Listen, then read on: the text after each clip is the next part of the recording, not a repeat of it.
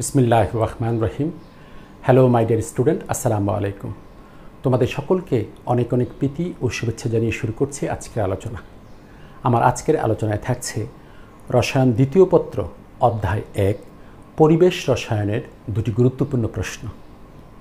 প্রশ্ন দুটির প্রথমটি হচ্ছে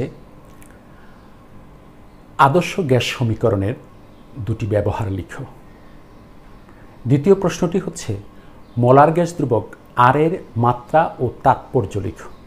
আসো এই দুটি গুরুত্বপূর্ণ প্রশ্ন আমরা ভালোভাবে জানতে চেষ্টা করি। আমি তোমাদেরকে এখন বোর্ডে নিয়ে যাচ্ছি। দেখো, আমি লিখেছি প্রথম প্রশ্ন আদর্শ গ্যাস সমীকরণের দুটি ব্যবহার লিখো। 2 মোলার গ্যাস ধ্রুবক আর এর মাত্রা ও তাৎপর্য লিখো। এখন আমি প্রথমে তোমাদেরকে 1 নম্বর প্রশ্নের উত্তরটি বুঝাবো। দেখো, আদর্শ গ্যাস সমীকরণ তোমরা জানো PV = nRT, এই সমীকরণটিকে আদর্শ গ্যাসের সমীকরণ বলা হয়, এজন্য এটা আদর্শ গ্যাস সমীকরণ। এই সমীকরণটিকে আমরা দুটি ক্ষেত্রে প্রয়োগ করতে পারি। একটা হচ্ছে আণবিক ভর নির্ণয়ে, গ্যাসের আণবিক ভর আমরা এই সমীকরণটির মাধ্যমে নির্ণয় করতে পারবো।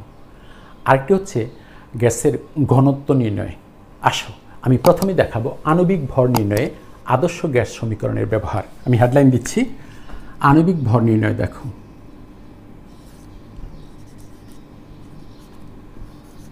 আণবিক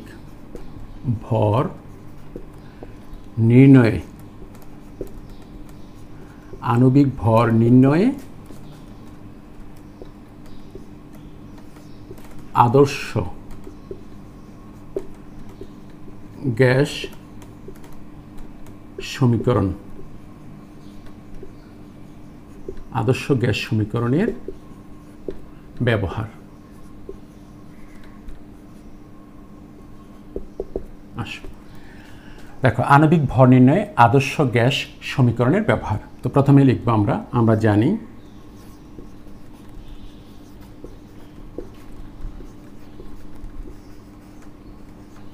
কি জানি, দেখো তো PV = nRT বা দেখো বা এই PV = nRT এই সমীকরণটি হচ্ছে আদর্শ গ্যাস সমীকরণ। ব্যাস, এখন আসো আমরা লিখব PV = এটা লিখব W/m, এরপর এদিকে হচ্ছে RT। কেন? দেখো n =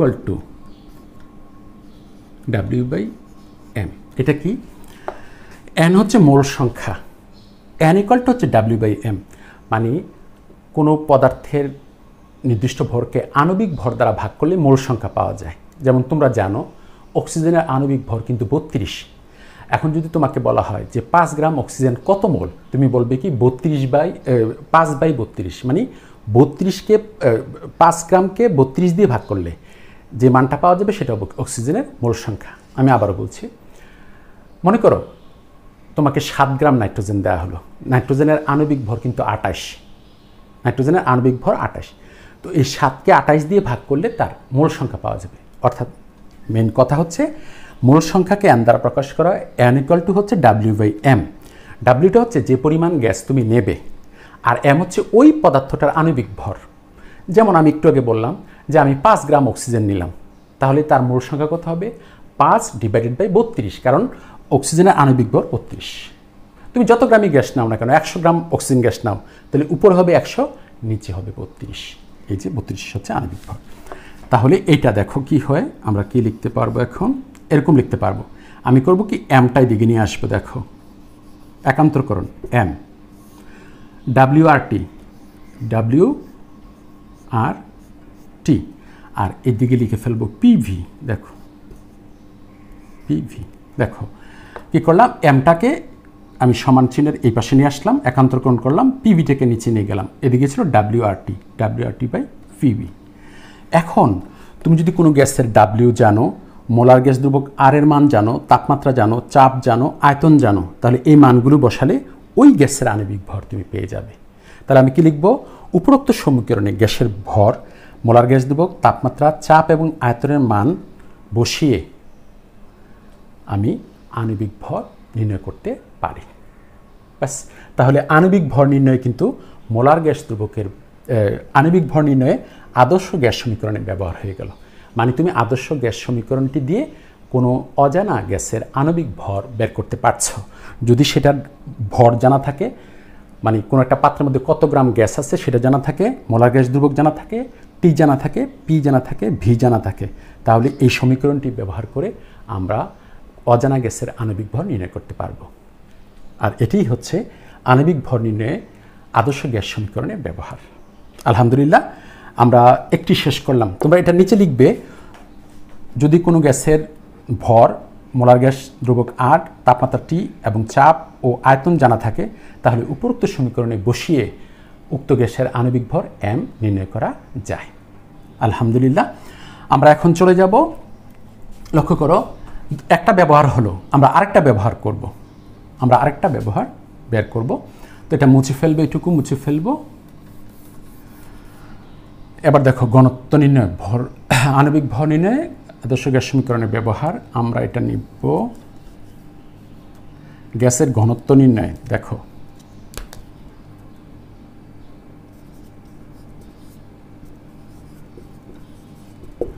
গ্যাসের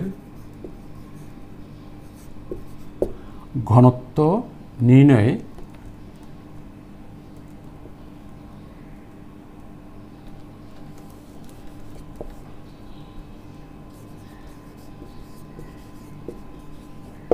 গ্যাসের ঘনত্ব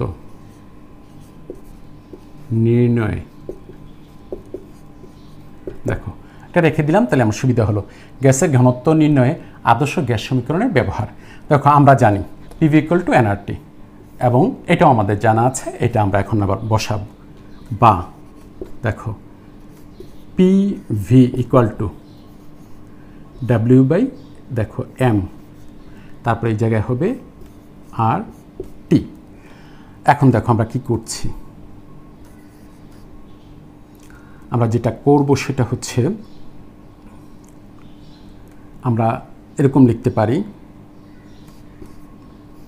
PM W/V RT। কীভাবে করতে পারি একটু লক্ষ্য করলে তোমরা বুঝতে পারবে। দেখো, এমটাকে আমি এই পাশে নিয়ে আসবো, ঠিক এমের জায়গায় আমাকে ভিটা দিতে হবে। এটা কেন করছি? একক আয়তনের ভরকে ঘনত্ব বলে। তোমরা জানো ভরকে আয়তন দিয়ে ভাগ করলে ঘনত্ব হয়, তো ঘনত্বকে ডি দ্বারা প্রকাশ করা হয়। দেখো, D =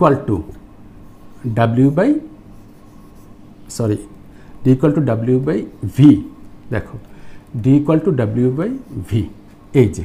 তাহলে আমি কি লিখবো? দেখো, বা PM = এটা হচ্ছে D, যেহেতু D = W/V, এই যে W/V, এরপর হচ্ছে RT। বা দেখো, D = PM/RT। দেখো, D =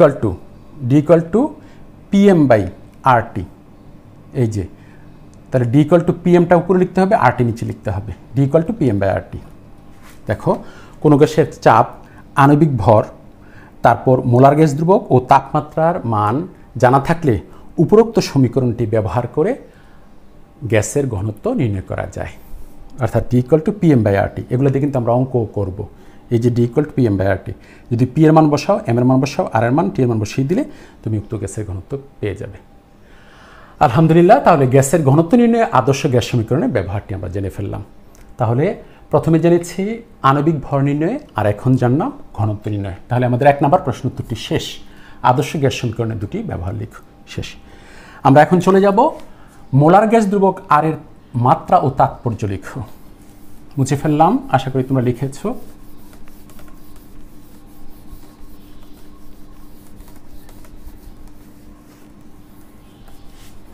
এবার 2 নম্বর প্রশ্নের উত্তর আমরা করব 2।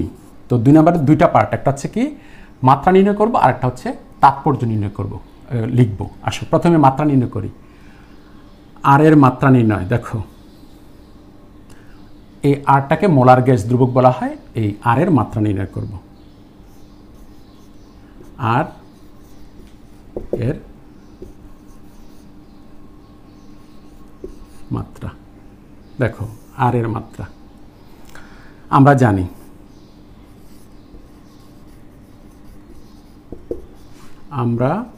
জানি PV ইকুয়াল টু এন আর টি। তোমরা আমার সাথে সাথে লিখো, দেখো তারপরে কি লিখছি, বা আর লিখব। আর ইকুয়াল টু হবে পিবি বাই এন টি। দেখো আর ইকুয়াল টু হবে PV by N T, just আরটাকে রেখে দিলাম, পিবির নিচে এন টি দিয়ে দিলাম। এবার আমরা মাত্রার জন্য যে কাজটা করা দরকার সেটা করব। আর ইকুয়াল টু হবে, আমরা বাংলাতে লিখব আর ইকুয়াল টু, এই জায়গায় লিখব চাপ, চাপ ইন্টু আয়তন। এরপর হচ্ছে এন হচ্ছে মোল সংখ্যা, মোল সংখ্যা।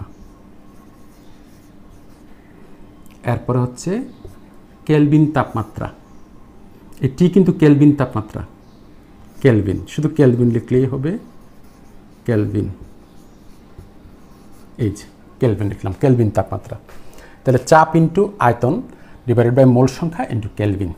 লক্ষ্য করো, আমি যদি চাপের মাত্রা আয়তনের মাত্রা লিখি, এরপরে মোল সংখ্যা কেলভিন লিখি, তখন টোটাল কাটাকাটি করার পরে বা যেটা থাকে সেটা হবে এই আর এর মাত্রা। তো তোমরা জানো চাপ হচ্ছে, চাপ কাকে বলে, বল বাই ক্ষেত্রফল হচ্ছে চাপ, বল বাই ক্ষেত্রফল।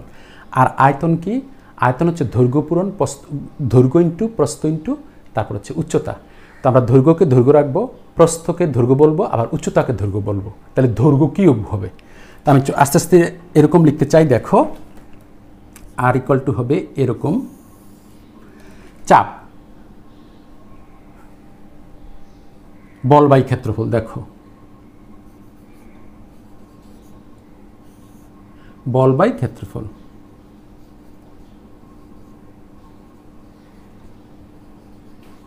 লক্ষ্য করো, চাপ তোমরা জানো বল বাই ক্ষেত্রফল, চাপ ইন্টু আয়তন হচ্ছে দৈর্ঘ্য কিউব,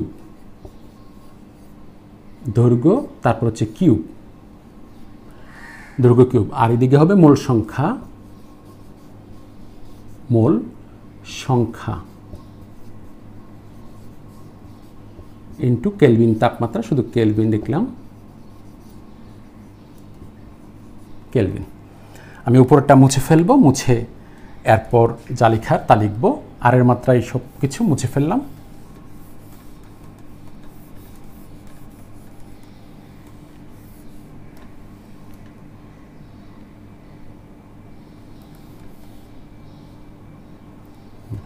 দেখো কি আছে, বা আর ইকুয়াল টু পাচ্ছি, দেখো বল বাই ক্ষেত্রফল। লক্ষ্য করো, বল, আমরা বল লিখলাম, ক্ষেত্রফলকে কিন্তু দৈর্ঘ্য স্কয়ার লেখা যায়, দৈর্ঘ্য স্কয়ার 2, তারপরে ইন্টু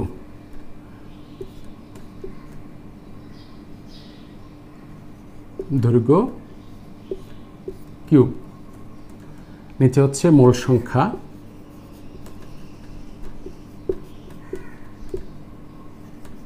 মোল সংখ্যা ইন্টু কেলভিন।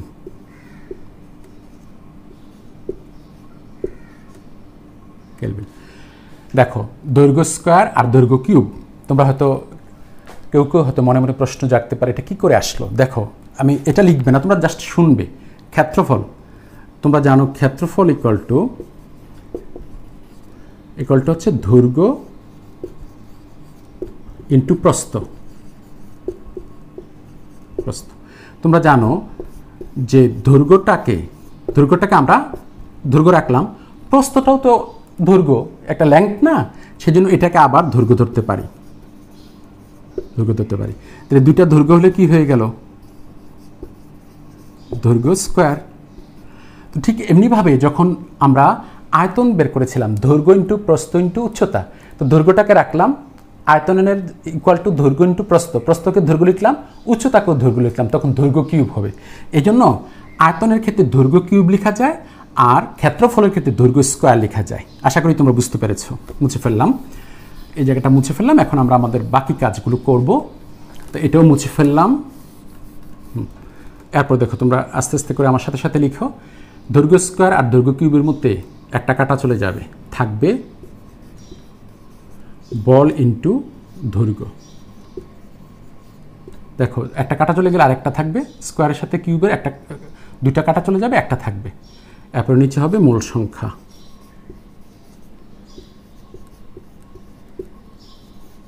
মূল সংখ্যা ইন্টু কেলভিন।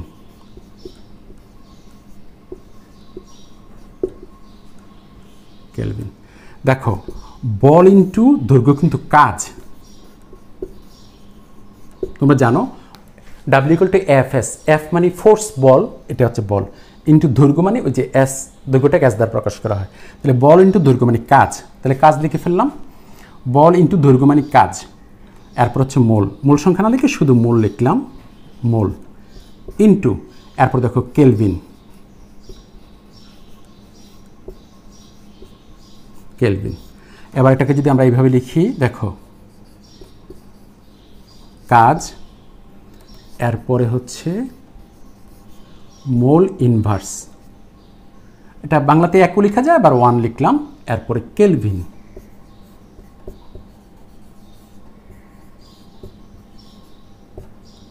আচ্ছা, একটা কাজ করি, 1 লিখি, 1 না, তবে আমি এর আগেরগুলো ইংলিশে লিখেছি, এখন এটা ইংলিশেই থাকুক, 1, এইটা 1 কেলভিন। তাহলে আর এর মাত্রা হচ্ছে কাজ, মোল ইনভার্স, কেলভিন ইনভার্স। আর এর মাত্রা দেখো, আর এর মাত্রা হচ্ছে কাজ, মোল ইনভার্স, কেলভিন ইনভার্স। পেয়ে গেলাম। আর এর মাত্রা হচ্ছে কাজ, মোল ইনভার্স, কেলভিন ইনভার্স। এটা তোমাদের মাল্টিপল চয়েসেও আসতে পারে, ভালো করে জেনে রাখবে। আর এর মাত্রা হচ্ছে কাজ, মোল ইনভার্স, কেলভিন ইনভার্স। জানো, এখন এইটা দেখে আমরা তাৎপর্য লিখতে পারবো কিভাবে। যদি তুমি 1 মোল গ্যাস নাও, তাহলে মোল 1 ইনভার্স মানে 1, কেলভিন ইনভার্স তো 1 কেলভিন, 1 ইনভার্স 1, তো এটা 1 এটা 1 হয়ে গেল, তখন আর ইকুয়াল টু কাজ হয়ে গেল। তাহলে কি বোঝা গেল? মানে 1 মোল গ্যাসের তাপমাত্রা 1 কেলভিন বৃদ্ধি করলে যে পরিমাণ সম্প্রসারণজনিত কাজ সংঘটিত হয়, তাই হচ্ছে মোলার গ্যাস ধ্রুবক। তাহলে আসো, কল্পনা করো, যদি তুমি 1 মোল গ্যাস নাও, 1 কেলভিন তাপমাত্রা বৃদ্ধি করো, তাহলে কেলভিনের জায়গায় 1 বসালে, মোলের জায়গায় 1 বসালে, এটা 1 হয়ে গেল, তো আর ইকুয়াল টু হয়ে গেল কাজ। তাহলে তাৎপর্যটা কি হলো? 1 মোল গ্যাসের তাপমাত্রা 1 কেলভিন বৃদ্ধি করলে যে সম্প্রসারণজনিত, মানে সম্প্রসারণ তাপমাত্রা বৃদ্ধি করলে গ্যাসের আয়তন বেড়ে যায়, তখন কাজ সম্পাদিত হয়। যে সম্প্রসারণজনিত কাজ সম্পাদিত হয়, তাই হচ্ছে মোলার গ্যাস ধ্রুবক। এই যে কাজ, এই আর। তাহলে আমি এটা মুছে ফেললাম। আশা করি তোমরা এটা বুঝতে পেরেছো। এখন আমি তাৎপর্য লিখব। এটা মুছে ফেললাম, তাৎপর্য লিখব। তাৎপর্যটা আমি এখান থেকে বুঝিয়ে নিলাম তোমাদেরকে। তাৎপর্যটা লিখছি।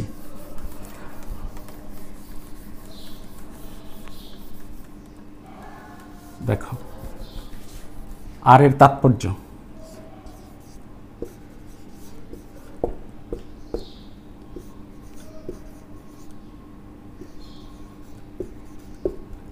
দেখো 1 মোল গ্যাসের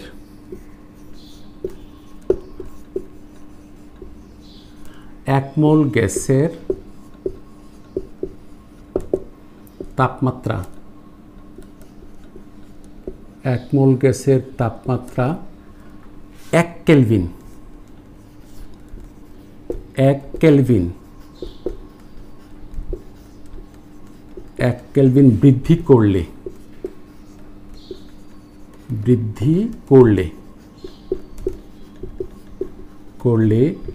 যে সম্প্রসারণজনিত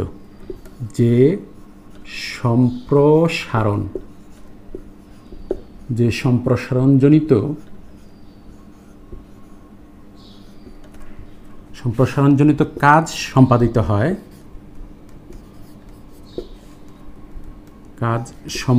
হয়,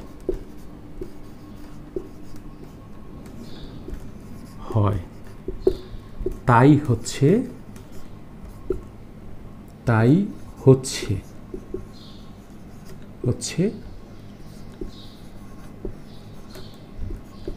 মোলার গ্যাস দ্রুবক কি লিখেছি, 1 মোল গ্যাসের তাপমাত্রা 1 কেলভিন বৃদ্ধি করলে যে সম্প্রসারণজনিত কাজ সম্পাদিত হয় তাই হচ্ছে মোলার গ্যাস দ্রুবক আর এর মান।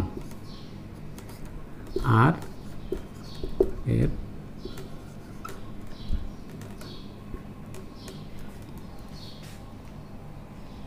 দেখো 1 মোল গ্যাসের তাপমাত্রা 1 কেলভিন বৃদ্ধি করলে যে সম্প্রসারণজনিত কাজ সম্পাদিত হয় তাই হচ্ছে মোলার গ্যাস দ্রুবক আর এর মান।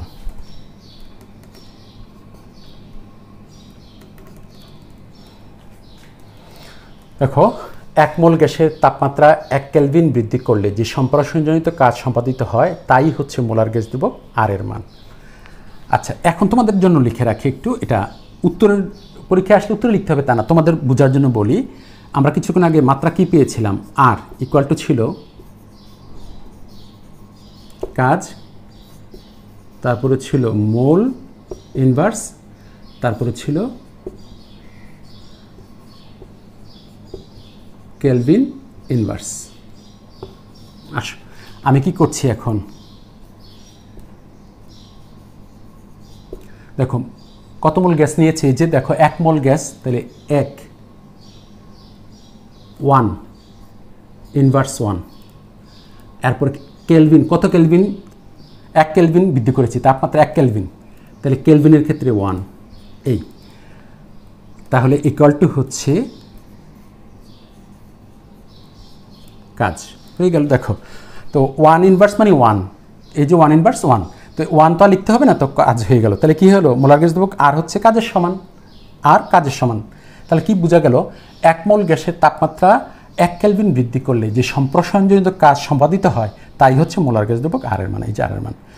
আমি আর একটু কথা বলবো যে 1 ইনভার্স, হয়তো কারো কারো ক্ষেত্রে এটা, যারা পারো তাদের বিরক্ত লাগবে, কিন্তু কারো কারো ক্ষেত্রে এটা সন্দেহ হয়ে চলে আসে, সেজন্য আমি এটা ক্লিয়ার করছি। দেখো 1 ইনভার্স মানে হচ্ছে 1/1, তো ইকুয়াল টু হচ্ছে 1, মানে 1 ইনভার্স, তো 1/1 যদি এরকম হতো 5 ইনভার্স, এটার অর্থ হচ্ছে উপরে হবে 1 আর নিচে হবে 5, এরকম ইনভার্সের জন্য উপরে 1 আর এটা 5, বাস হয়ে গেল। আলহামদুলিল্লাহ, আশা করি তোমরা বুঝতে পেরেছ। তাহলে আর ইকুয়াল টু কাজ চলে আসছে, মোলার গ্যাস দ্রুবক আর এর মান। আলহামদুলিল্লাহ, আমরা মোলার গ্যাস দ্রুবক আর এর মাত্রাও বের করেছি এবং তাৎপর্য এখন লিখলাম। তাহলে আমাদের দুটি প্রশ্নের উত্তরই শেষ। আলহামদুলিল্লাহ, আজকে আমাদের পরিবেশ রসায়নের আরও দুটি গুরুত্বপূর্ণ প্রশ্ন শেষ হলো। ইনশাল্লাহ পরবর্তী ক্লাসে আমি আরও গুরুত্বপূর্ণ প্রশ্ন নিয়ে তোমাদের সামনে উপস্থিত হব। আজকে এ পর্যন্ত থাকবে। সকলকে ধন্যবাদ জানিয়ে এখানেই শেষ করছি। আল্লাহ হাফিজ, ফি আমানিল্লাহ।